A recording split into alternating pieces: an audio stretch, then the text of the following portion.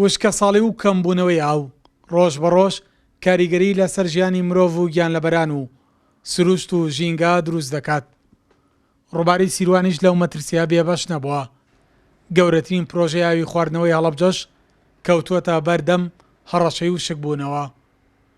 داوەزینی ئاسیاوەکەەوە کار بووە کە وەرگری یەکەم و دووەمی پرۆژەی ئاوی هەڵەبجە لە ئاو ببڕێت.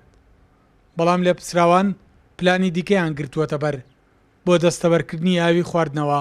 ئاومان لێبڕاوە لە وەرگری ئەخیرەوە ئاو وەرەگرین بێجگەلەوەی کە ئام دەرگایەمان کردوێتەوە ئەگەر بێت و ئاوەکە کەم بێتەوە وای لێبێت مەگەر ئاوی سیروان بە تەواوی ببڕێت اینجا ئێمە نەتوانین لەوێەوە ئاو وەرگرین و بین بە خەڵک. پلانمان هەیە کە ئەگەر ئاوەکە بە تەواوی کەم بووە بتوانین بە شۆفڵ و حەفارە مەساری ئاوەکە بگۆڕینەوە بۆ لای دەرگاکە.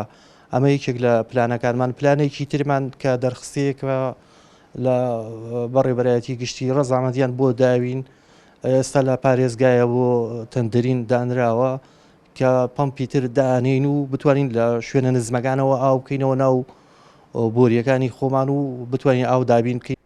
ڕووباری سیروان زیاتر لە 16 یاوەکەی لە خۆراڵاتی کوردستانەوە سەرچاوە دەگرێت.